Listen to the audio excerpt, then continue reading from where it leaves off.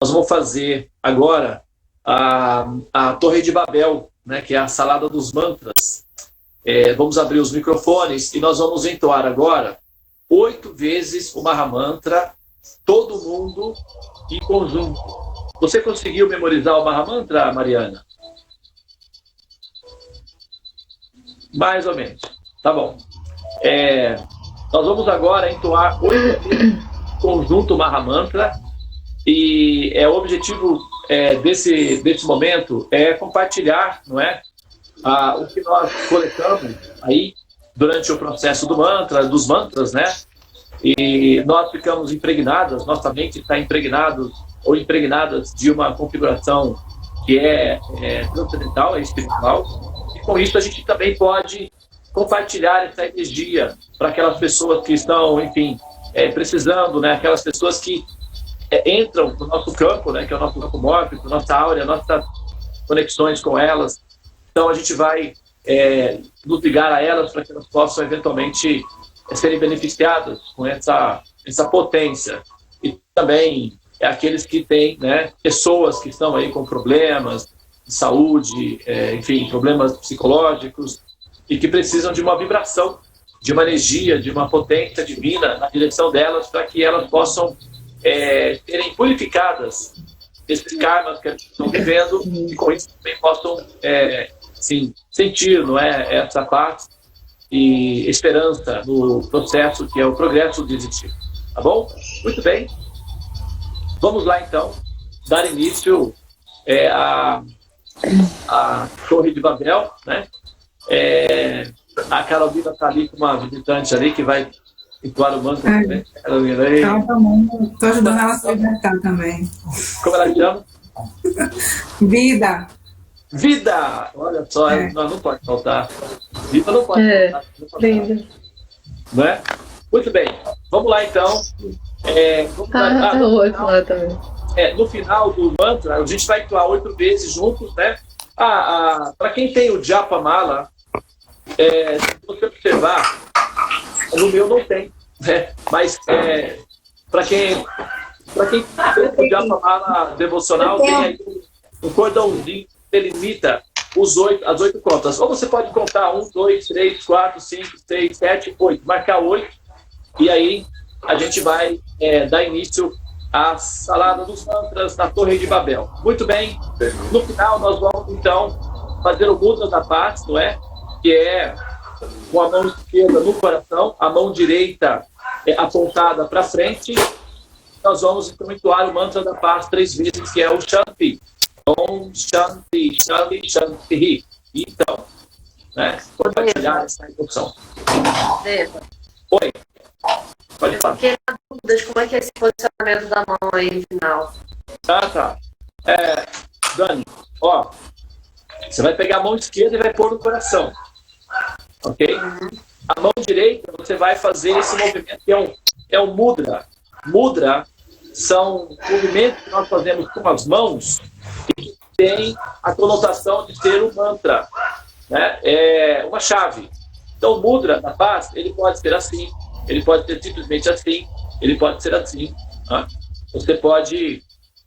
inclusive, tem umas mãozinhas, né, que você vê assim.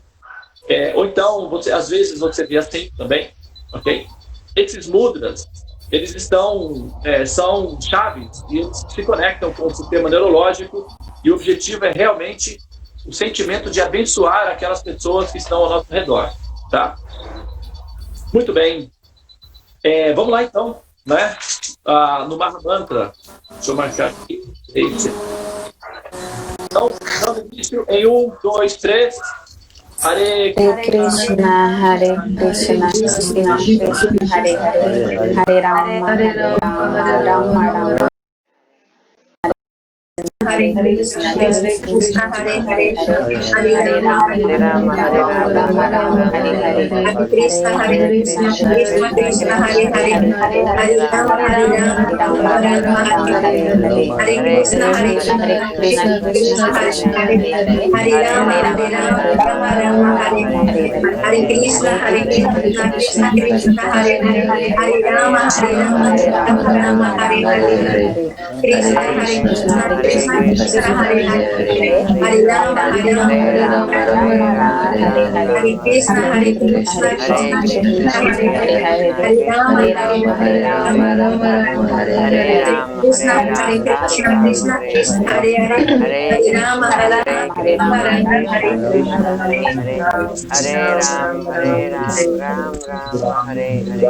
Rama Rama Hare Hare. Muito bem. Por favor, coloquem as mãos, a mão esquerda no coração, a mão direita no mudra da paz. E vamos lá então. Acompanhem comigo, por favor. Om Shanti Shanti Shanti.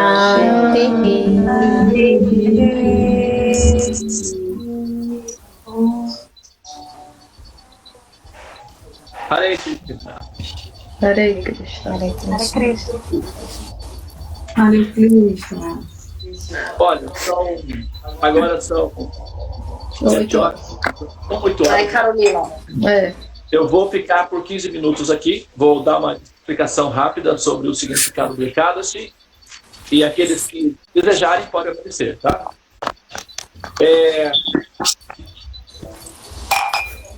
Primeiro, eu quero explicar por que nós fazemos 8 vezes o Mahamantra no final. E dar uma breve explicação também do Mahamantra aí. Que nós fazemos o Mahamantra, enquanto nós estamos fazendo o Mahamantra, ô Tulasi, Mataji, por favor, fecha os microfones, porque eu acho que os microfones estão abertos, tem alguns microfones abertos, né?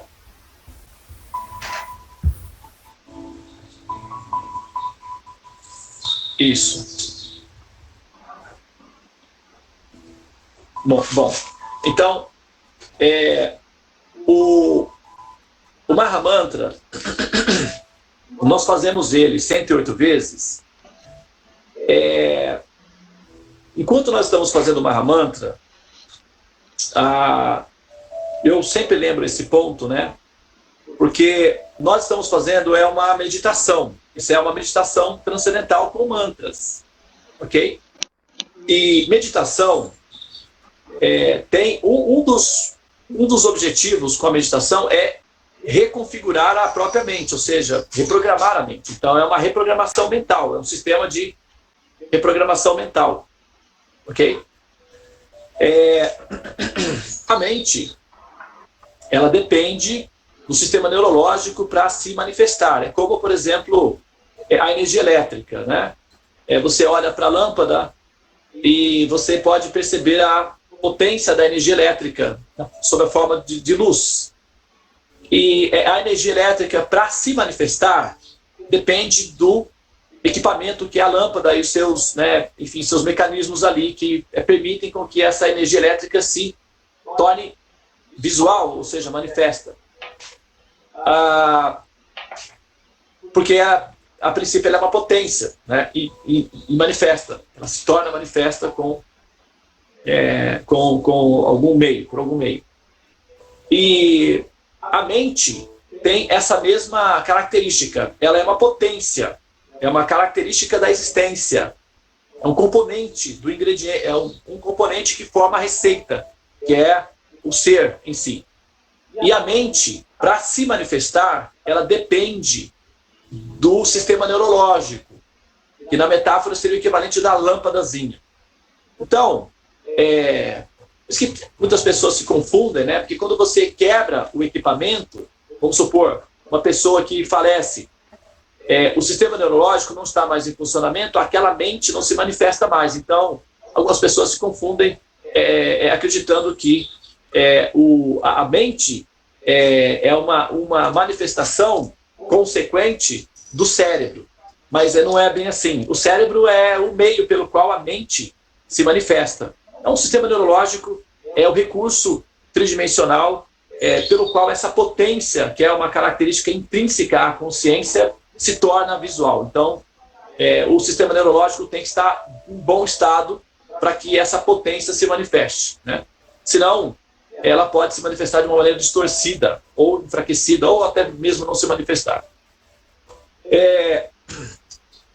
Bom, então, enquanto nós estamos entoando o mantra, se você pegar, por exemplo, não sei, as pessoas que têm alguma experiência aí em dados, estatísticas, em programação de computação, sabe que, por exemplo, uma única forma, uma flor, por exemplo, se for ir lá no código de fonte, lá na fonte do desenho que forma aquela imagem, que é a flor na tela do computador, você vai ter ali milhões de dados, centenas de dados, de zeros, 1, 0, 1, 0, 1, 0, 0, ok?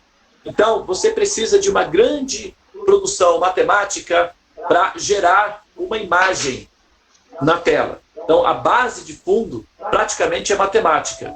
E o computador de bordo faz o cálculo matemático e mostra para nós uma imagem. Por exemplo, agora vocês estão vendo aí a minha imagem, não é? Vocês estão ouvindo a minha voz. O computador de bordo, que é o equipamento que está dentro do seu celular aí, está fazendo a operação, ele está acolhendo, não é? Recebendo ondas que são transformados em impulsos, e eles são calculados matematicamente, e esse cálculo, então, é mostrado sob a forma de imagem e som. Então, tudo está sendo feito por processos de interpretação matemática. O que define isso daí é um conceito chamado equação de Fourier. Acredite, isso tudo existe. Então, o cérebro, ele funciona da mesma forma. Ele recebe os impulsos por ondas e esses impulsos de ondas, eles são transformados em impulsos elétricos. Essas ondas, né, são recebidos pelo sistema auricular, pelo sistema auditivo, né, pelos órgãos que formam o sistema de audição, e através dos nervos são jogados para o interior do cérebro sob a forma de impulsos elétricos, como se fossem bytes, né?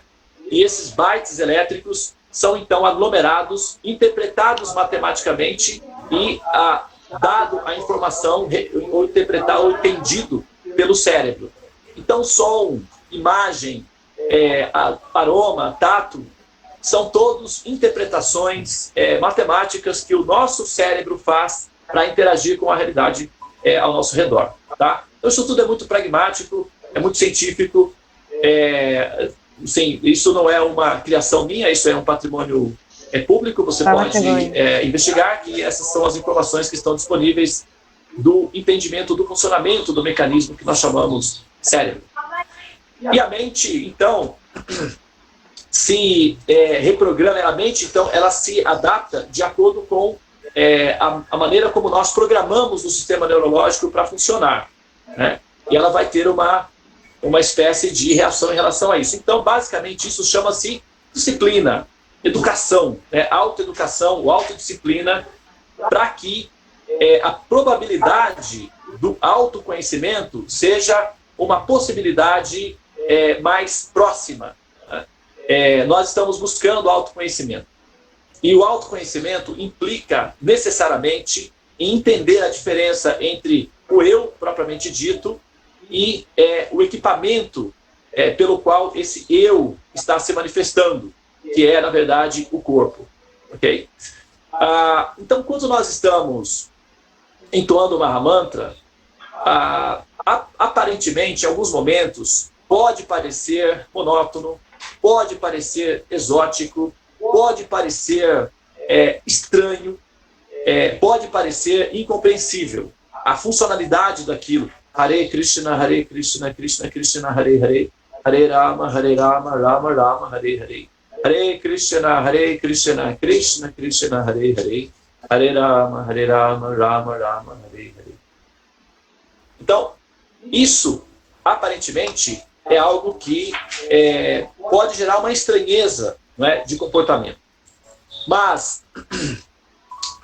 se você pegar, por exemplo, a fonte de uma árvore, por exemplo, no desenho gráfico de um computador, e olhar na base, não existe uma beleza simétrica muito perceptível. Você vai ver ali uma série de dados, números combinados com letras, e no final das contas, lá na raiz mesmo, você vai ter apenas números, 0 e 1. Não é nada elegante, de certa forma. Não é, assim, muito visual, e é preciso muito tempo para ficar fazendo aquela combinação de detalhes. É monótono, pode-se dizer assim. Tá? Então, o que acontece? Só que o resultado final desse exercício vai ser uma flor que vai te encantar. Então, quando nós olhamos na tela do computador, nós vemos uma paisagem lindíssima de uma flor. Mas, na base da construção dessa imagem, existe um processo. Esse processo, normalmente, requer disciplina, concentração e um exercício intenso da inteligência de hiperfoco.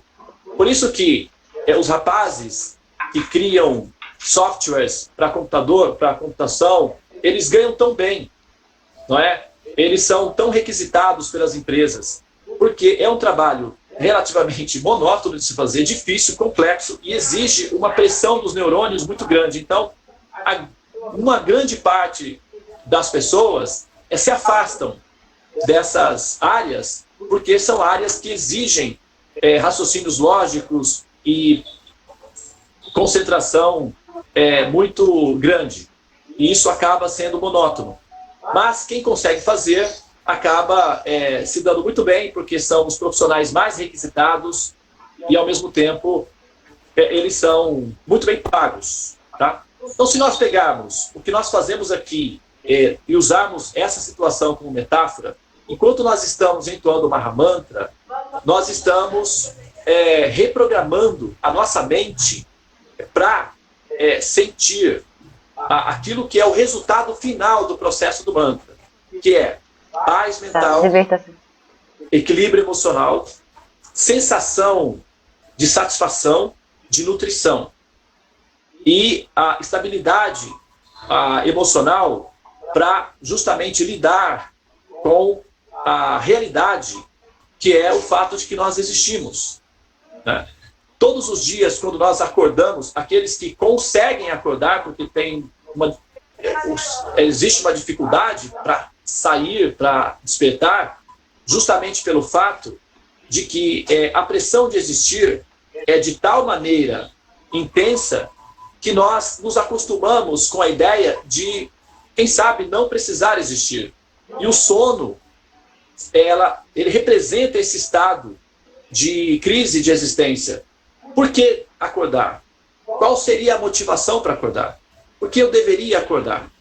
Não é? Então, o desejo de manter-se inconsciente, em estado de off, demonstra que esse ser, ele está assim, deparando-se com uma situação em que ele tem que lidar com uma realidade, que é o fato de existir, mas isso não está sendo muito bem processado. Então, o sono e o desejo de permanecer em estado de sono reflete esse estado de consciência mais profundo que está buscando subterfúgios para não estar consciente ou para não existir, né? É claro que isso não é percebido claramente, né, assim, no dia a dia, mas se nós fizermos um rastreamento da justificativa que mantém uma pessoa em estado onírico, ou estado de sono, é essa situação que nós vamos encontrar. É o choque do impacto da responsabilidade de estar consciente de que se existe e o motivo que justificaria a existência. Então, qual seria o entusiasmo para existir, né? Ou para despertar, por exemplo, pela manhã, como nós fazemos. Aqui, eu tenho comigo aqui 2 meninas, né? Que estão aqui já há alguns anos. A família mora aqui próximo, tem a mãe, tem os irmãos, que todos moram aqui, e as 2 meninas, elas são moradoras aqui do ashram, e elas praticam o sadhanazinho delas, né, pela manhã, e tem uma que é mais novinha, né, tem 17 aninhos, então para ela é um pouquinho mais leve, né, e a todos os dias, né, tem que acordar. Então hoje, pela manhã, domingo, E claro, sempre tem a dificuldade, né, de despertar, porque nós estamos condicionadas. Lembrando que nós somos almas condicionadas. Então, o nosso condicionamento é o condicionamento característico do ambiente em que nós estamos. E o ambiente em que nós estamos é um ambiente escuro. O universo é escuro. Ele é projetado para manter a alma em estado de hipnose profunda, que é o estado de sonolência, né? Que faz com que elas acreditem que realmente estão envolvidas, estão dentro dessa realidade e que são os corpos. Isso é o chamado avidya, ou a ignorância. E nós estamos condicionadas a permanecer em estado de ignorância. Por isso que nós temos tanta dificuldade. Isso é geral, não é uma ou outra pessoa, não é geral. Só que algumas se predispõem a combater isso. Outras têm uma certa dificuldade, mas aqueles que se predispõem a combater esse estado de sonolência, de ignorância, acabam entendendo realmente o valor do despertar e, de fato, né, conseguem encontrar motivação para levantar e para despertar. Agora, eu estava dando o exemplo dessas meninas, né? Que ontem à noite nós estávamos conversando sobre o processo de acordar pela manhã, né, e tal. E elas hoje foram para a praia, para Ubatuba. Acabaram de sair, foram para Ubatuba. É uma praia, é uma diversão. E elas acordaram às 6 da manhã no domingo, né? Para ir para a praia. Então, existe motivação. As coisas que nos motivam, não é, a despertar e a sair do nosso estado de condicionamento. Agora, como nós temos uma ideia muito limitada do sentido da existência, então o que nós fazemos?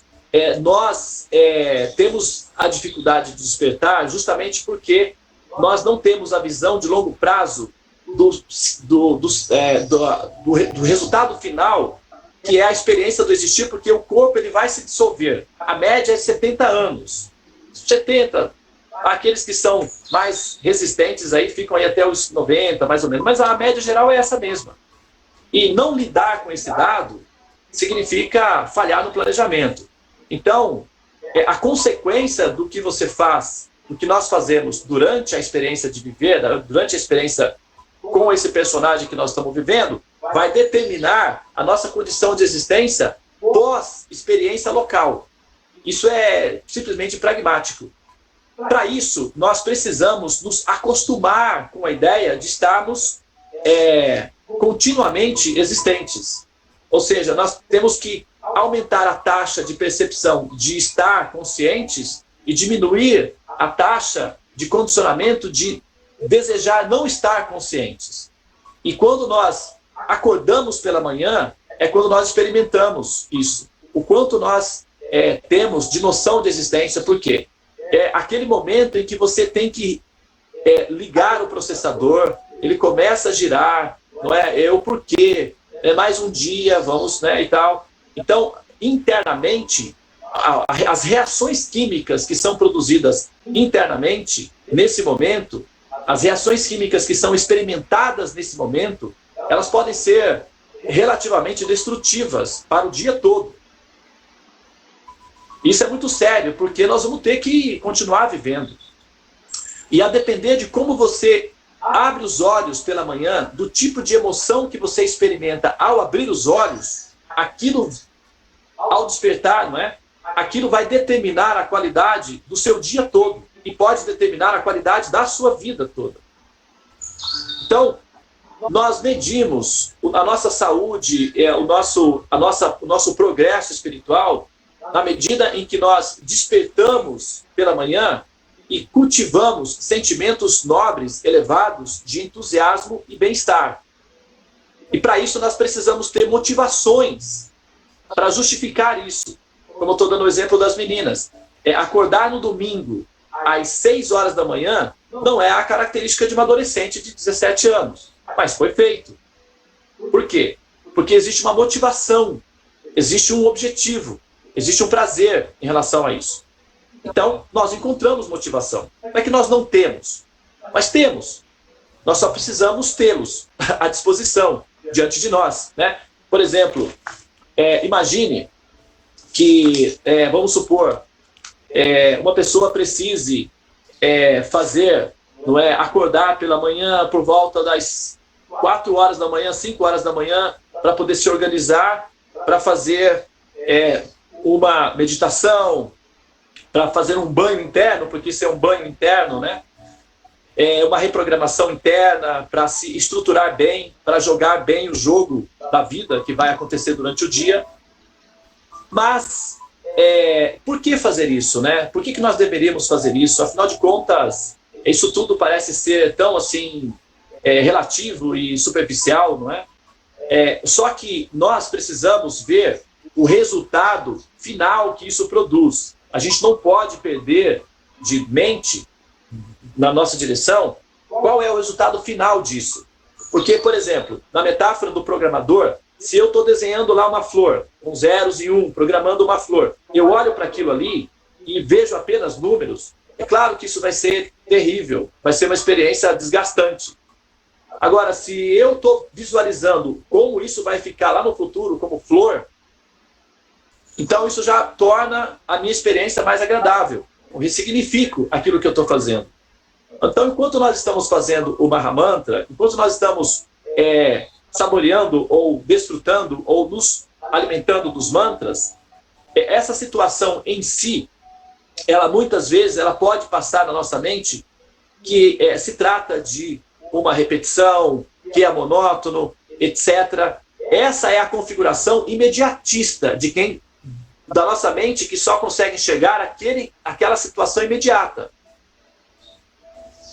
Então, nós temos que olhar o resultado final disso daí. E o resultado final do processo, do entoar do mantra, do despertar pela manhã, do sentar-se, do predispor-se a reeducar-se psicologicamente, reeducar-se mentalmente, reeducar-se emocionalmente, é que vai chegar um momento que, ao acordarmos pela manhã, nós vamos sentir uma satisfação, um prazer de existir, um sentimento nobre. E esse sentimento de satisfação, de prazer de existir, significa gratidão pela existência. É consequência de um estado de gratidão pela existência. Tudo bem, não é? Os problemas, eles fazem parte do processo da evolução, porque são os obstáculos, são os exercícios mesmos, que nos lapidam, que nos melhoram, que nos refinam, não é? Então, mas na medida em que nós despertamos pela manhã e nós encontramos em nós emoções de motivação, de satisfação, de bem-estar, esse é o resultado da magia, esse é o resultado da arte final do processo de toda essa disciplina que nós temos conosco mesmo, chama-se nos Vedas de sadhana. Sadhana significa sad, que vem da raiz sat. Né? Nós temos 3 combinações básicas, que é Sat, Ananda. Essa é a nossa constituição existencial. Sat, eternidade. Tit, conhecimento. E Ananda, prazer de existir, ou bem-aventurança, felicidade. Sat, Tit e Ananda. Essa é a nossa configuração base em termos de constituição existencial. E Sadhana vem de Sat, que significa eternidade. E Sadhana significa uma disciplina, autodisciplina, que levará o ser a perceber-se a si mesmo como um princípio eterno. E isso produzirá Ananda, bem-aventurança. É uma técnica muito científica. Vai levar a um fim. Então, quando nós fazemos o processo do Mahamantra, isso tende a produzir esse resultado no nosso estado mental, no nosso estado emocional. Ao despertarmos pela manhã, sentir satisfação.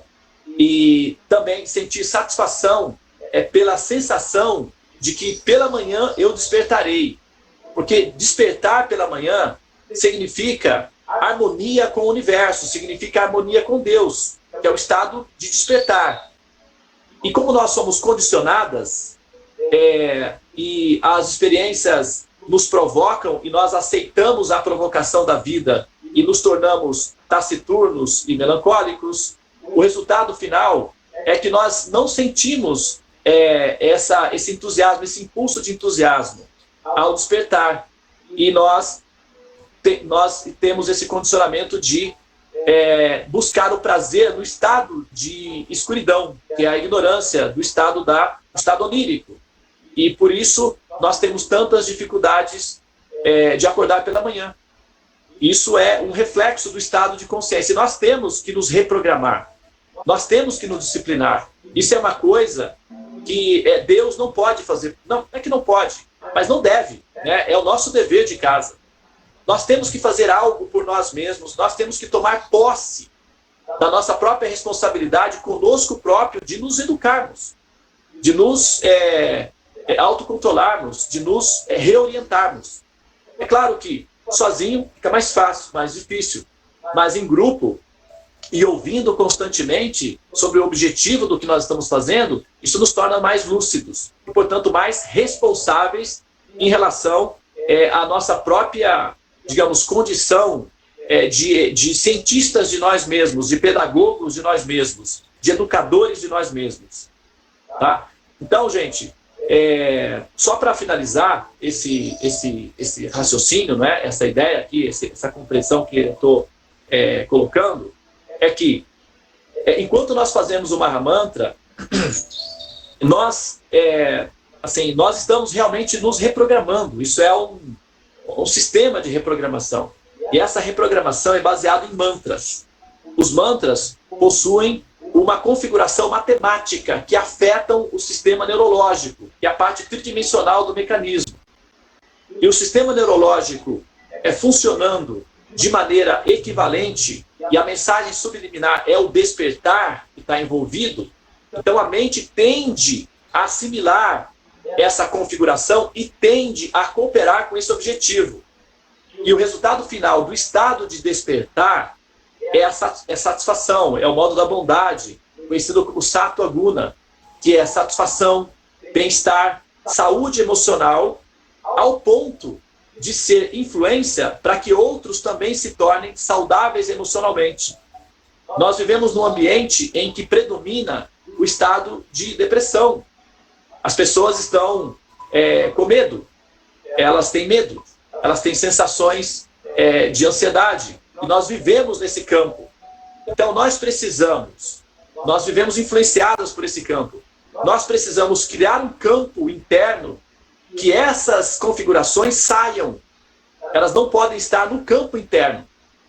Porque se essas configurações estiverem no campo interno, ao você entrar no campo do outro, ao você esbarrar no campo do outro, a configuração de angústia, de melancolia, de depressão, de morbidez do outro pode afetar o seu, potencializando o seu campo, fazendo com que você sinta sensações ácidas, corrosivas internas, que vão produzir em você a sensação do mal-estar, da angústia, da náusea do existir, que é caracteristicamente conhecido como depressão. Entendeu? Devo. Oi. Desculpa te interromper. É que a Pétala tinha feito uma pergunta se o universo, as estrelas e a Lua também não seriam hologramas. Já que dentro dessa... Se isso também são os hologramas, né? As lindas estrelas e a Lua e o universo. E você também começou dando essa explicação falando do porquê de rodar 8 vezes agora, no final, dessa Torre de Babel 8 vezes. Só para não me perder. Vamos fechar já. Tá bom. Bom, então, como nós estamos falando de uma configuração matemática, o Mahamantra, ele pontual ali, batido, batidinho, batidinho, batidinho, batidinho. Não se preocupe em parecer um robozinho, não se preocupe, meu Deus, se alguém estivesse me vendo agora, o que pensaria de mim? Não esquenta não, deixa rolar. Entendeu? Só foca, porque é melhor focar do que fofocar. Deixe que eles fofoquem, nós só focamos. Ai, ai. Menos é mais. Menos, nesse caso, é matemática produtiva, né? Então, nós estamos ali colocando ali o trabalhinho de cigarrinha, né? Então, colocando ali o 0, 1, 0, 1, 0, 1, Hare Krishna, Krishna Krishna, Hare Hare, Hare Rama, Rama Rama, Hare Hare. Tá ali, pontinho por pontinho, o resultado final vai ser um ser saudável emocionalmente, pacífico, interno, bem estruturado, capaz de brigar também, não é que não, mas só que com nobreza, com heroísmo, com amor. Brigar com amor pode, não tem problema não. Faz parte do jogo também, tá? Não é que você vai ficar assim, um abestalhado. Não é isso não, viu?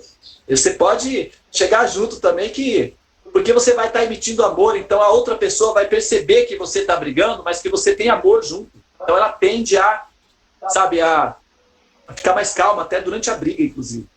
Mas é isso. Então, o resultado final é isso. As 8 vezes, nós temos, né, a matemática que nós utilizamos não é a matemática arábica, né, a matemática védica. Indo-arábica, na verdade, é matemática védica. E a forma geográfica dos números da matemática que nós usamos são configurações criptografadas. A forma geométrica, A forma geométrica é uma configuração, é um criptograma em si. A forma é um criptograma em si. O valor é outro. São coisas diferentes. Então, inclusive quando nós fazemos análises da numerologia, nós levamos em consideração a forma geométrica do número que é predominante no código de barras daquilo que nós estamos analisando, que é uma pessoa em si, né? Então, por exemplo, a forma geométrica do número 8, né, inclusive é bastante conhecido, né? É o retorno, que é o infinito. Então, esse retorno, essa forma geométrica do número 8, que está regido pelo planeta Saturno, que possui anéis, que significa aprisionamento, representa o samsara, que significa o ciclo infinito do eterno retorno, que é o nascimento e morte, no mundo das sombras, né? Saturno é um planeta distante, ele rege o número 8, e a luz do Sol bate pouco, então existe ali uma certa obscuridade. Depois de Saturno, a escuridão é absoluta. Por isso que nós não usamos os planetas transpessoais, Netuno, Plutão, esses planetas que ficam de fora dos raios do Sol, porque eles são inoperantes para análises. Eles acabam congestionando. Por isso que na astrologia védica eles não entram na configuração. Existem muitos outros astros no sistema solar que não entram na configuração. Nesse universo específico, nós temos uma configuração matemática base que é 9. Com 9 se faz todas as operações. Depois do 9 é uma repetição dos valores anteriores. E o 8, ele tem essa forma de um retorno contínuo, que significa o ciclo de nascimentos e mortes dentro do mundo das sombras, que é o ciclo do samsara, onde a pessoa vai ter que assumir uma forma de carbono, descobrir que tem uma forma de carbono solúvel, volátil, sofrer um choque, um trauma dessa percepção e considerar que o que está acontecendo, porque eu estou envolvido numa situação assim. Eventualmente ela vai procurar equacionar esse problema e vai sair do ciclo de samsara, que é o ciclo do nascimento e morte. Enquanto ela não chega a essa conclusão, ela fica girando nesse ciclo aí, nascendo e renascendo e assumindo corpos de carbono. Nós somos os jogadores que no personagem anterior não fechamos a equação. Por isso que nós temos, no momento, corpos de carbono. Mas, enfim, o jogo é assim. Você não consegue, numa fase, você vai continuar na outra, até você aprender a jogar o jogo e finalizar a equação.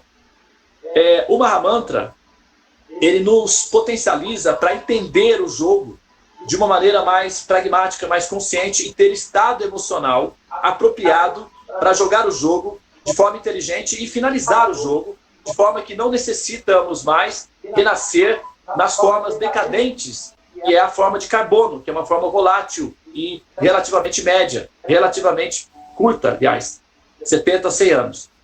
Essa experiência artificial em que nós somos princípios eternos e ao mesmo tempo convivemos com uma pressão artificial de que nós vamos morrer, é uma crise, que é uma angústia, que é o que os pensadores chamam de a náusea de existir. É uma contradição. Resolver essa contradição é o desafio do jogador. Aqueles que equacionam isso saem do jogo. Aqueles que não, continuam no jogo. É uma questão pragmática. O universo ele é simplesmente uma máquina programada para entender os jogadores que estão prontos para a próxima fase e os jogadores que vão continuar numa fase anterior. Entende?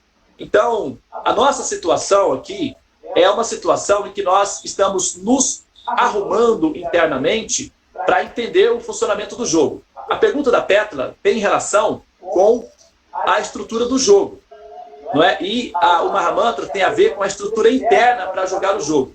E a pergunta da Pétala é compreender o que é essa estrutura. E aí sim é a questão mais que entra na parte da metafísica, que é a explicação do porquê o universo existe e como ele funciona. Eu posso até falar alguma coisa sobre isso daí. Mas para finalizar o que você mencionou sobre o 8, né? O ciclo de Samsara, quando nós fazemos os 8 mantras, liberando os 8 mantras nas nossas direções ao nosso redor, é porque o conhecimento védico ele é compassivo, todo ele baseado no princípio de compartilhamento, de compaixão.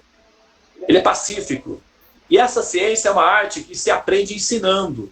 Então, na medida em que nós ensinamos outros o processo de reeducação psicológica e espiritual, através dos conhecimentos védicos, nós nos atualizamos enquanto jogadores, enquanto pessoas, né? Nós nos purificamos, pode-se dizer assim, para usar uma linguagem mais religiosa, né? Pode-se dizer assim. Então, enquanto nós oramos pelos demais, nós melhoramos o nosso coração em termos de compaixão. Se a gente vai falar em termos de oração, em termos de bênção, em termos de compaixão pela humanidade, o que está acontecendo quando nós fazemos os 8 mantras, nós estamos compartilhando o nosso estado de bem-aventurança, de felicidade, de esperança, de cura, para que aqueles que não têm configuração, aqueles jogadores que estão condicionados a tal ponto que não podem sequer pensar ou ter condições de trabalhar em si próprios para conseguir finalizar o jogo, aqueles que estão desesperados, aqueles que estão passando por um desafio muito intenso que ocupa 100% da memória RAM, a ponto de eles ficarem completamente delirados, né, nos medos, nas ansiedades, aqueles que sofrem. Então, nós estamos 8 vezes para que eles saiam desse ciclo, que eles consigam, de alguma forma, receber os royalties. Nós estamos transferindo dados. É como se a gente estivesse fazendo depósitos aí, dando doações. Só que isso é feito através do mantra. Como o mantra é potente e nós estamos com a intenção, nosso estado de consciência é purificar essas pessoas, é ajudar essas pessoas, então nós estamos cultivando em nós mesmos o estado de altruísmo. E o altruísmo é o antídoto para o egoísmo. A vacina para o egoísmo é o altruísmo. Então, quando nós agimos com a atitude altruísta de pensar naqueles que não podem estar onde nós estamos se curando, ou não têm condições de pensar na sua própria cura, que estão adoecidos de forma tão... são crônicos, né? E não conseguem fazer os cuidados de si mesmos. Nós somos muito afortunadas como almas, porque nós temos condições de pensar na nossa situação e também temos condições de nos tratar. Nós estamos nos curando, nós estamos nos tratando, nós estamos nos reorganizando, nos reprogramando. E isso é, assim, uma boa fortuna. Temos essa oportunidade, é uma boa fortuna. E aproveitar essa oportunidade é simplesmente um estado de consciência que reflete na gratidão de ter essa oportunidade. Nós somos afortunadas. Nós não temos... É porque nós entramos numa sala, que é a sala dos mantras, é uma bolha. E quando nós estamos envolvidos nessa bolha, digamos assim, o estado de bem-aventurança, de paz, de equilíbrio emocional, de calibragem interna começa a se manifestar. E a gente começa a esquecer como é que as pessoas sofrem. Como é a situação da angústia de existir. Não é só sofrimentos pragmáticos, como não ter um trabalho para pagar a conta, ou o marido que está traindo a esposa que está com problema de saúde, ou o filho que está se envolvendo com drogas. Todas essas questões são externas, nos afetam internamente, nos desestabilizando internamente. Então, o principal problema é o contato que nós temos conosco mesmo, porque os problemas, eles vão continuar existindo de uma forma ou outra, mas como eles são capazes de nos influenciar ou de nos afetar? Como é que eles vão determinar a qualidade de existência que nós teremos? Isso vai depender da nossa estrutura interna, de como é que nós nos de como é que nós nos nutrimos, nos organizamos internamente. Entende? E o processo todo de acordar de manhã, despertar para ir em busca da própria cura, da própria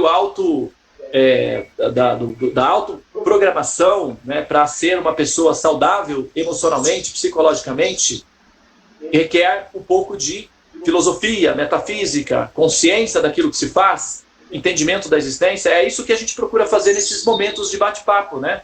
Depois do Mahamantra, trocar uma ideia, para entender o que nós estamos fazendo. Porque senão, se a gente lida com isso como se fosse uma religião, como se a gente estivesse praticando uma religião, a gente relativiza rapidinho. Porque nós temos a ideia de que Deus é a nossa babá, que vai estar sempre lá, predisposto na obrigação de nos cuidar. Nós somos infantis, então nós temos essa ideia de Deus. Nós não pensamos em Deus com uma certa maturidade. Ele não tem obrigação nenhuma de fazer o nosso dever de casa. É a nossa responsabilidade. Mas nós achamos que ele é uma babá. E que ele vai estar lá, é só chegar chorando, se lamentando, que ele vai estar lá predisposto a fazer tudo por nós. O problema é que isso não acontece. Ele não é uma babá, ele é simplesmente um pedagogo. Então o que acontece? Ele entende, olha filhinho, você vai ter que fazer o seu dever de casa, viu? Não adianta você vir choramingando e tal. Não, mas você não gosta de gosto. Mas tem certas coisas que você tem que fazer por você mesmo.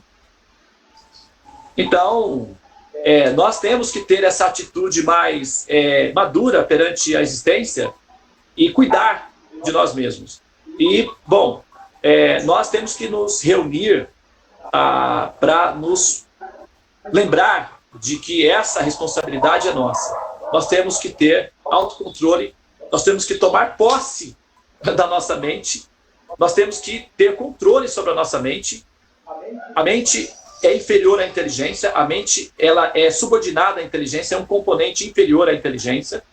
A inteligência é um componente superior e a inteligência tem que determinar as coisas, como a mente vai funcionar, porque senão a mente toma posse do controle, ela é inconsequente, é uma criança simplesmente inconsequente, e você vai ter que conviver com uma mente que vai colocar você em situações de constrangimento constantemente, e ela se aborrece facilmente. Essa é a qualidade da mente.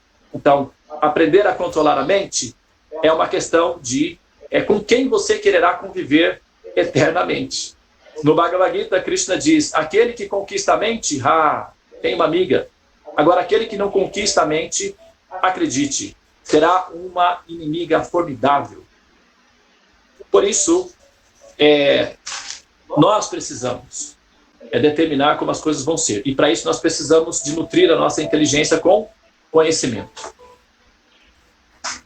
Bom, tem duas formas de adquirir esse conhecimento, né? Ou vocês vão e pegam livros védicos, Bhagavad Gita, ou textos dos mestres espirituais, leiam, entendam e pratiquem, ou então me tolerem, né, nesses momentos aí que eu estou falando, e, enfim, depois vão lá conferir se o que eu estou falando é uma alucinação, é um devaneio meu, ou se procede em relação àquilo que está escrito nos livros sagrados.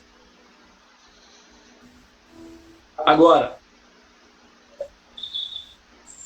mas a minha responsabilidade como pesquisador védico é justamente encontrar buscadores sinceros e também sérios, porque só sinceros não funciona.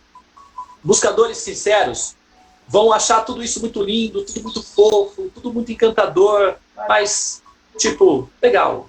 Agora vamos migrar para outra coisa. Sinceros são superficiais. Os sérios são buscadores, são jogadores profissionais.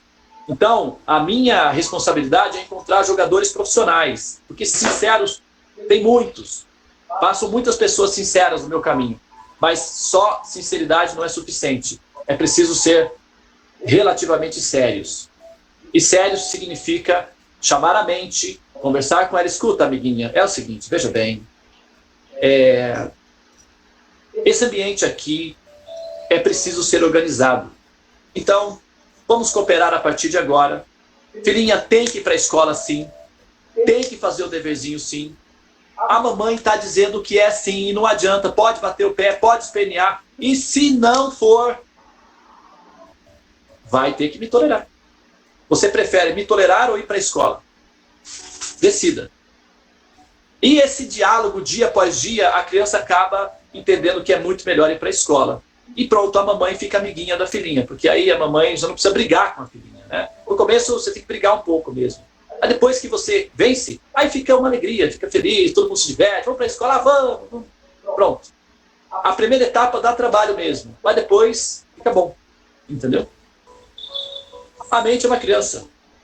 E nós temos que simplesmente determinar como as coisas vão ser. Ah, mas mamãe, a professora morreu. Ah, mamãe, o Bolsonaro deu decreto, abalou, não estou conseguindo mais fazer nada. Ah, mamãe. E aí não tem fim essa história. Sinto muito, é uma história que não tem fim. E você vai ser um refém da mente eternamente. Então, acostume-se a ser uma refém. Ou então, tome posse do seu ambiente. Isso requer seriedade. Só sinceridade não serve. E nós temos que ouvir isso constantemente. Olha, vou contar um segredo para vocês não ficarem como eu, porque eu demorei para aprender isso. Olha o que aconteceu, olhem para mim, que agora vocês vão ver o resultado de demorar para aprender isso. Ó. Não queiram passar pelo que eu passei. Olha o tamanho das orelhas.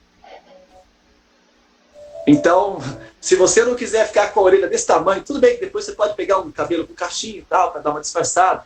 O pessoal também dá uma misericórdia aí, né? Mas se você não quiser ficar com a orelha desse tamanho, aprenda a lição rápido. Porque senão o resultado é que você vai ser um próximo Devananda. Então, não queira. Aproveite, pega o atalho aí, ó. Vai. Bom, agora, o universo não é um holograma. O universo é uma realidade virtual, é diferente. Né? O holograma, quando nós temos uma ideia de holograma, é uma referência, né? Facilita para entender. Mas, na verdade, o universo ele é uma realidade virtual, pragmática, que funciona como uma realidade real. Então, ele parece ser real, tem todas as funções de realidade, mas ele é simplesmente virtual. Então, as estrelas, os planetas, as árvores e até nossos corpos, olha só, que incrível, é uma realidade virtual. Então, porque todos são de configurações semelhantes, né? São elétrons, combinações de elétrons, subpartículas, etc. Então, a matemática desacelerada assume, ela é como ela se aglomerasse, e a matemática desacelerada vira uma colônia de fungos. E essa colônia de fungos nós chamamos de energia. E essa energia desacelerada se torna mais densa e é o que nós chamamos de subpartículas, depois elétrons, átomos e tal. Então, na medida em que nós aceleramos a matemática, ela se dissolve e até se transformar num conceito que nós chamamos de emergência, que é alguma coisa depois da teoria de cordas, depois da teoria M. A relatividade geral é um componente simples da teoria de cordas. A mecânica quântica é uma pecinha simples da teoria M. E no final nós temos o que é o conceito que atualmente é chamado de emergência, que na verdade é uma releitura de Platão da ideia do idealismo. E Platão, na verdade, ele é um aprendiz védico. E os Vedas tratam desse assunto como sendo Maya, ou a simulação. E essa simulação ela é inteligente, ela é criada de forma muito pragmática e ela tem a função de se aglomerar de tal maneira que criam os receptores de sinais, que são os corpos. Os receptores de sinais, então, absorvem os sinais, que é a consciência, e a consciência, então, é aprisionada dentro do equipamento. O funcionamento mecânico do equipamento convence a consciência a acreditar que ela e o equipamento são a mesma coisa, é um avatar. Então, é uma espécie de realidade virtual ultra sofisticada. Isso é chamado de Prakriti Mayadhevi, quer dizer, é a energia material, é a minha potência divina. Ou seja, sou eu que crio essa potência que se chama o chamado mundo material, que na verdade é uma criação ilusória, é uma ilusão. Maia, né, no caso. Então, se o mundo todo, se o universo inteiro, estrelas, planetas, poeiras galáxias, desgaláxias, etc., se toda essa estrutura que nós chamamos de realidade ou mundo material é uma simulação, então, como é que nós poderíamos estar dentro de uma simulação, já que uma simulação não é real? Por exemplo, se você coloca um óculos de realidade virtual, você está numa praia. Como é que você pode estar numa praia se aquela praia é uma simulação? Só funciona se o mecanismo estiver interagindo com o seu sistema neurológico, te convencendo a acreditar que está numa praia, que é o que acontece quando você sonha. Quando você sonha, o programa dos sonhos, ele é uma hipnose, né? Então, ele acaba convencendo você de que você está vivenciando uma realidade, que é uma outra realidade. E você esquece que, na verdade, você está dormindo na cama. Então, você se absorve naquela projeção holográfica, naquela simulação, e vivencia aquela experiência simulada, e depois você retorna e você desperta na sua cama. Então, quando você está sonhando que está no Egito, por exemplo, você realmente acredita que está no Egito. Quando você desperta, você vê que está na sua cama. Agora, caso esse processo de despertar seja radicalizado, é possível que você desperte e descubra que, na verdade, você não está no mundo material. Isso é o que nós chamamos de iluminação, autoconhecimento, despertar. Chegar até esse nível requer umas certas sofisticações, baixar os drivers, aplicar os antivírus. Isso demora. Então, tem que aguardar. Ou então, né, assistam a série Cosmologia Védica e a Origem do Mal, ou então estudem o Teorema dos Sonhos, né? Porque isso facilita no processo de entendimento desse mecanismo. Isso, entender esse assunto não é uma questão simplesmente de assim, observar as coisas superficialmente, requer, de fato, né, uma observação com uma certa precisão. Isso exigirá da pessoa entender certos assuntos técnicos. Se o processador não suportar esse tipo de operação, não tem problema. Se a pessoa simplesmente focar no processo do mantra, do Mahamantra, e ouvir constantemente as explicações do processo de despertar, como está sendo feito, essa assimilação contínua vai fazendo as reconfigurações necessárias para que o jogador tenha noção clara do que está acontecendo. Mas é preciso constância, é preciso continuidade, porque essa fragmentação, ela atrapalha. Imagina que você está na internet e fica cortando o sinal. É uma coisa, né? Você não consegue. Você está assistindo um filme, aí o sinal fica caindo, né? Então, essa inconstância atrapalha na hora de fazer o mosaico como um todo. Então, é preciso ter uma constância mínima para que se chegue a um resultado superior. Do contrário, nada se perde, mas não é que as coisas se completam rápido. O download demora mais, e pode ser que a pessoa precise de um avatar novo, um corpo novo, que é baseado em carbono. Aí começa tudo de novo. A nascer, crescer, ir para a escola, a crise existencial, o amiguinho lá que fez bullying, tudo isso, começa tudo de novo. É uma terapia que repete continuamente. Então, a ideia é aproveitar a oportunidade de certa lucidez que nós temos agora e, assim, aproveitar a oportunidade mesmo, para não ter que renascer novamente no ciclo de carbono. E isso não é uma questão meramente emocional, de uma salvação que vai cair do céu.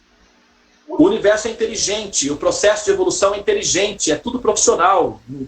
As questões emocionais são para nos motivar a fazer as coisas corretas, mas é tudo profissional. O universo é inteligente e profissional. Então a oportunidade de entender o assunto está nos Vedas, e a minha responsabilidade é tornar isso visual. Só que eu não consigo baixar os downloads se os equipamentos não estiverem disponíveis. E os downloads são liberados no Sol, quando o Sol nasce. Portanto, o jogador deve estar com o equipamento disponível durante a abertura, que é o Sol. Por isso, sempre é de manhã. Os jogadores que não conseguirem colocar os seus equipamentos à disposição nesse horário, não vão conseguir os drivers que necessitarão para fazer a operação final. E aí, é o 8, né? A história. Volta na matemática.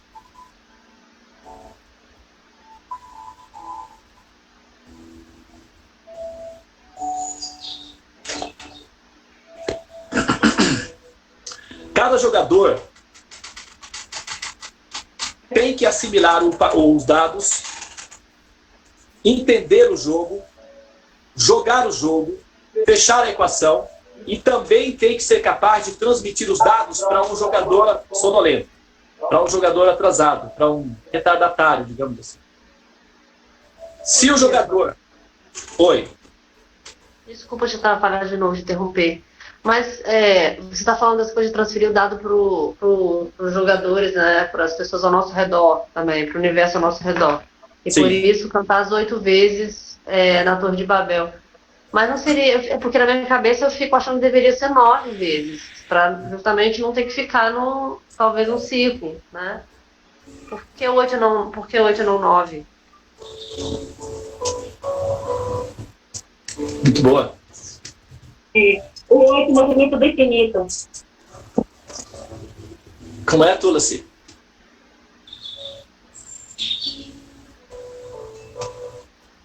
Tá. Ó. Muito boa pergunta. Tá? Muito boa. Bom,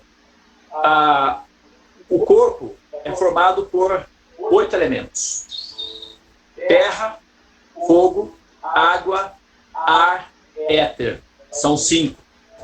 Mente, inteligência, 7. E ahamkara, é o falso ego, é o 8º elemento, que é o elemento que faz parecer que tudo isso daqui é o que nós somos. Então são 8 elementos que formam o equipamento. O 9º elemento é o Atma, é a alma, é a consciência. E esse 9º elemento é um indivíduo. E esse indivíduo, ele precisa receber e ele precisa tomar posse do que ele está recebendo e se tornar consciente. Então, o 9º é quando o indivíduo entra na operação. Então, você é esse 9º fator. Quando você entoa os 8, você, o 9º elemento, está impregnando esse princípio. Então, você vai junto. Essa é uma ciência que se aprende ensinando e ela é voluntária. Esse conhecimento depende de uma pessoa desejosa de obtê-lo.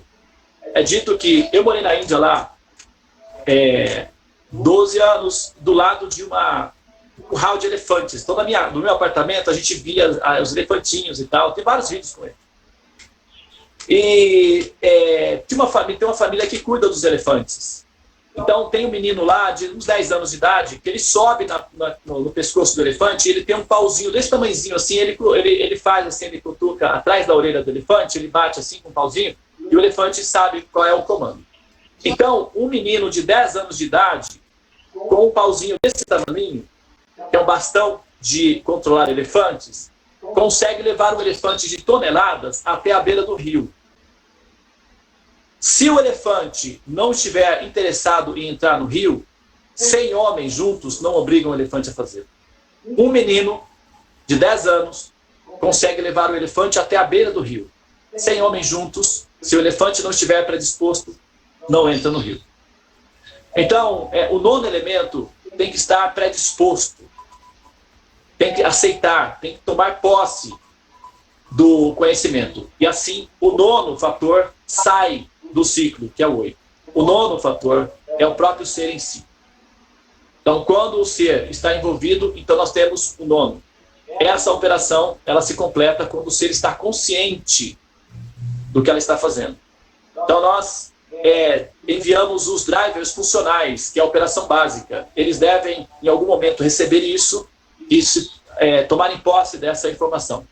Agora, nós que estamos conscientes disso, então é bom que a gente saiba que funciona assim, porque a regra vale para nós também, né?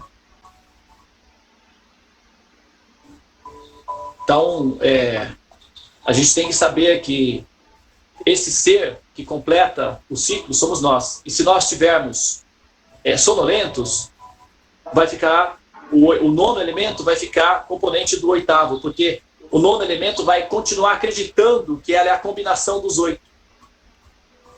Então, quando você olha no espelho, ou quando você olha para si mesma, ou quando você olha para a realidade, partindo do princípio de que você é esse aglomerado de carbono, então você está fundida nos 8 elementos.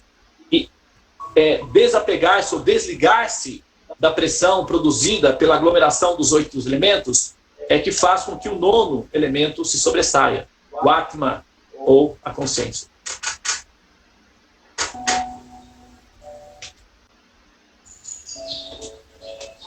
Ok? Agora, quando nós cantamos os 108 Mahamantras, o resultado final é 9. Mas nós estamos entoando, nós estamos conscientes do que estamos fazendo. Nós estamos voluntariamente entoando, então o nono elemento está ali.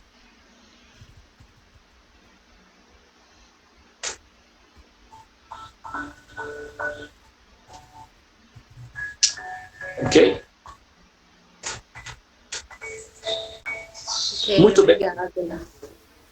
E o 8 também é como símbolo do infinito, que eu fiz aquele traçado assim, ó, que vai e volta. Sem fim. Que vai e volta. Que vai e volta. É, sem fim. É igual você. Vai, mas volta. É. Tá sempre aí. Pois é. Pois é. É um elemento surpresa. Pois é. Olha as mensagens, 40 mensagens, hoje bombou. É mesmo? Deixa eu ver aqui. Então, as mensagens, né? Terra, fogo, água, éter, inteligência, o nono elemento, isso. Né? Quando cantamos o Mahamantra, o resultado final é 9.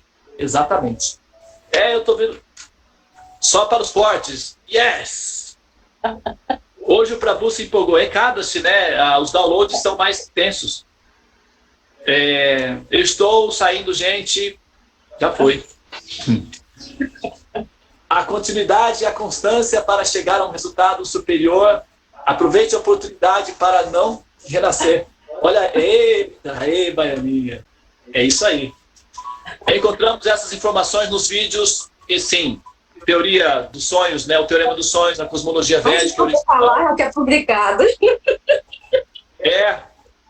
Aí o pessoal se despedindo, né? O vídeo está sendo gravado, sim, tá? A Pétala dá parabéns para todos nós. E ela diz que é séria aqui, viu? Olha lá. Aprender a controlar a mente é determinar como as coisas vão ser. Isso. Cada pessoa vê o mundo de uma forma diferente, porque da matemática que cada um traz no seu DNA, o pôr do sol não é o mesmo para todos. Exatamente, Pétala. E o nascer do sol é uma experiência intensa para cada um de nós. Também preciso sair. Já fui.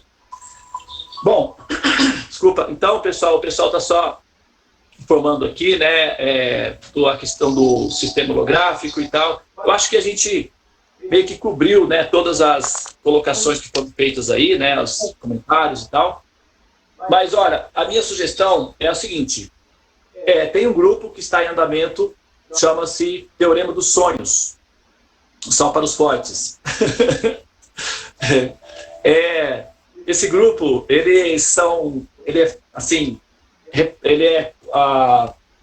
o objetivo dele é investigar a cosmologia védica, o conhecimento védico de fundo, que é a metafísica védica, que explica o porquê o universo é criado, como o universo é criado, os universos, né? E qual seria a justificativa racional para que os universos sejam criados? Por que as almas existem? Qual é a funcionalidade? Por que alguém, em sã consciência, tomaria uma atitude dramática dessa de criar almas, ou manifestar almas, criar universos, juntar essas duas coisas? Que objetivo, qual seria a razão para que tudo isso pudesse estar acontecendo? E a investigação toda está baseado na resposta ao teorema de Epicuro. Se Deus é bom, e ele é onipotente, onisciente e benevolente, então é porque o mal existe.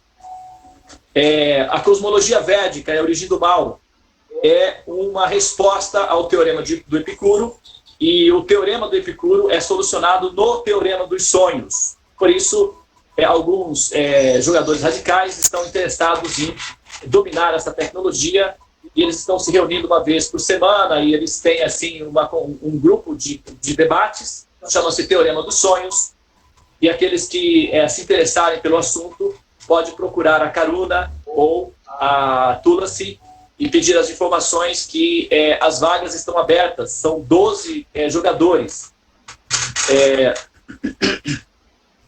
Desses grupos, possivelmente sairão 12 jogadores capazes de dominar a tecnologia do conhecimento e também de transferir esses dados para outro jogador, que seja aí um jogador que não está completo ou que está, enfim, tentando se completar.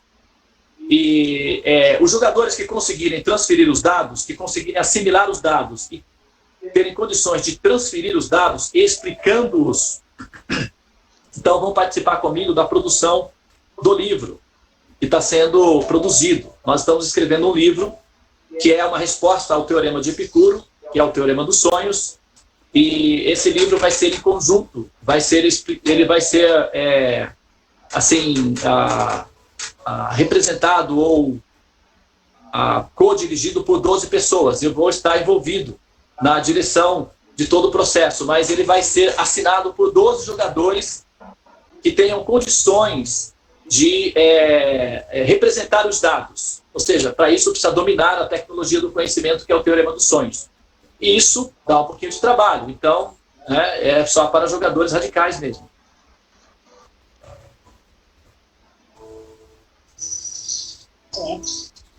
A sorte foi lançada. A sorte está lançada, exatamente. Vamos procurar o jogador.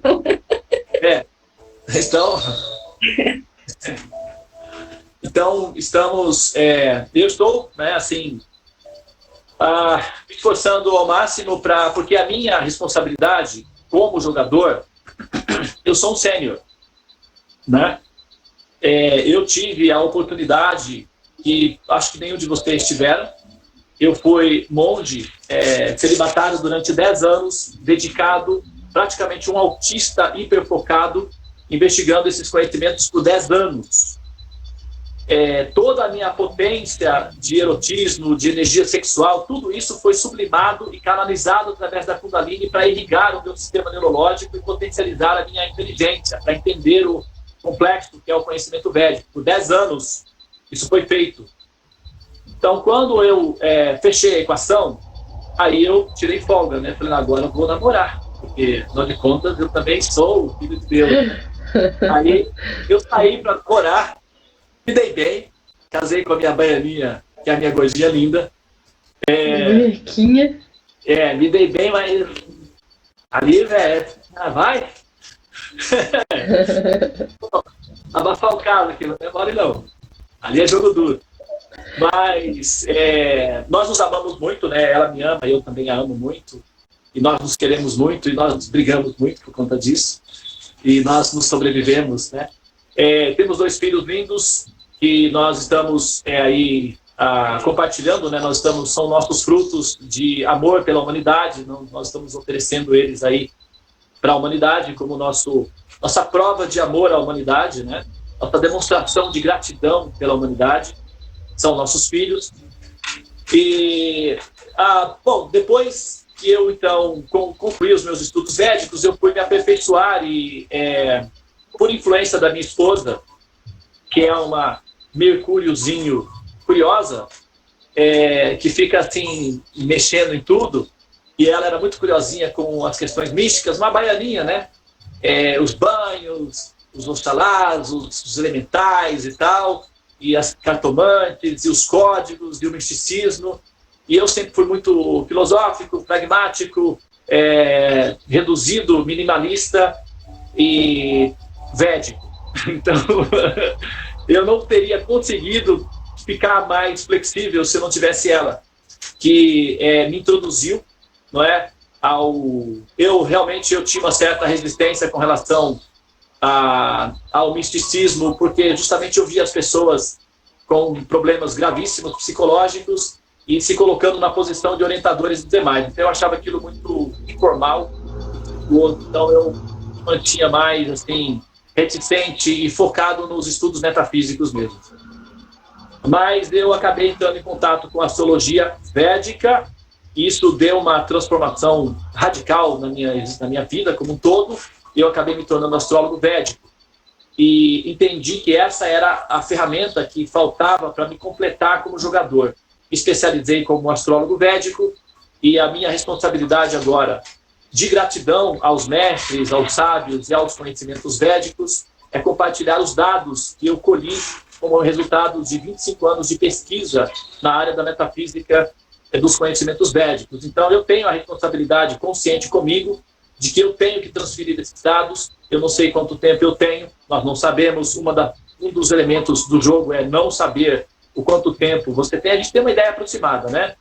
Mas para que você possa ter, assim, jogar rápido, porque a equação não é simplesmente equacionar a existência e o sentido objetivo do porquê as coisas existem, mas também é transferir os dados para ao menos um jogador retardatário. Então você tem que encontrar um retardatário, não é retardado não, retardatário, que é um atrasadinho, mas que está buscando entender, né? Então você tem que rastrear um desses, colocá-lo diante de você e transferir os dados, reformatá-lo, instalar antivírus primeiro, escaneá-lo, ver quais são as condições, quais são os vírus que estão ali, retirar os vírus, depois baixar os drivers funcionais para que ele tenha condições de entender o conhecimento, e aí então baixar os downloads que vão permitir com que ele veja.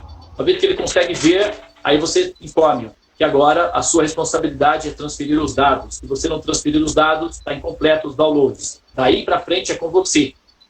Então, essa é a minha responsabilidade. Se você encontrar... Primeiro, claro, você tem que tomar posse do conhecimento. E tal ajuda a amenizar o impacto, não é, dessa chatice aí. Então, é aí que a gente foca, né? Porque como a gente não consegue buscar o resultado final, que é o objetivo, então a gente fica preso às terapias relativas. E aí é onde nós renascemos, e renascemos, e renascemos, e renascemos. Então, nós precisamos fazer isso, entendeu? Dominar a tecnologia do conhecimento a tal ponto que isso se torne natural, normal.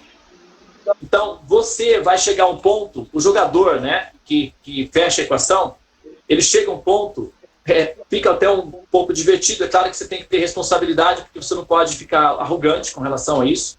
É uma falta, é uma penalidade no jogo, se você ficar orgulhoso e arrogante, mas não deixa de ser divertido, é engraçado.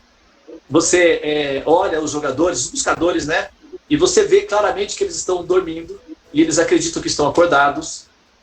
E quando você vai conversar com eles, falar sobre o processo e tal, eles ficam assim meio assim, atordoadinhos, né? Como se tivesse... O processo de despertar é engraçado, é divertido, porque eles ficam assim, com essas carinhas assim, olhando.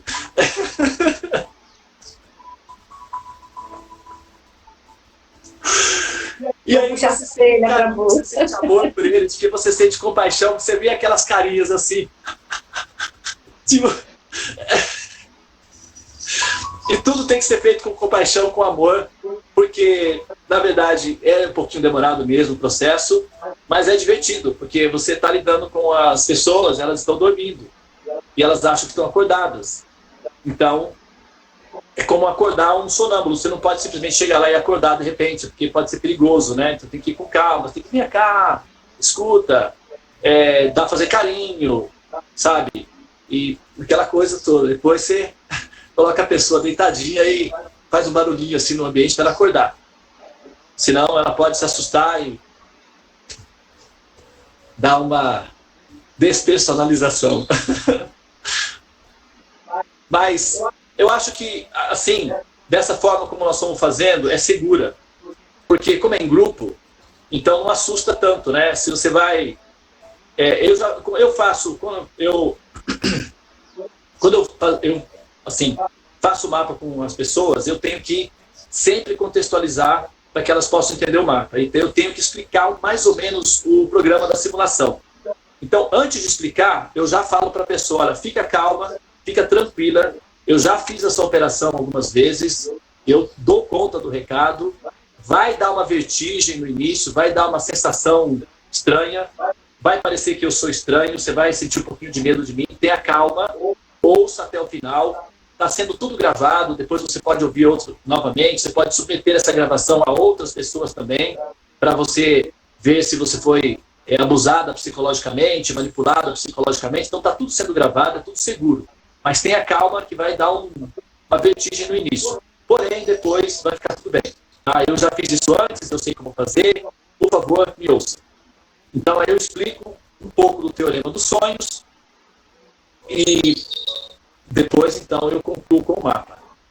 Mas é uma operação que realmente deixa a pessoa um pouco assustada, né? Com a ideia de que tudo é uma simulação, então eu não existo, então ela parte do princípio que eu não existo, então porque ela parte do princípio de que ela é a simulação, então ela pensa que ela não existe. Então, entender a diferença entre a simulação e o eu, a consciência, dá um pouco de trabalho, mas a gente fazendo em grupo fica mais fácil, porque um sonho que se sonha só é só um sonho que se sonha só, né? Mas um sonho que se sonha junto é o teorema dos sonhos. Hare Krishna, Hare Krishna, Krishna Krishna, Hare Hare, Hare Rama, Hare Rama. Ó energia suprema de amor divina, eleva-me, envolve-me, protege. Hare Krishna. Hare Krishna. Tchau, tchau. Beijo pra todos.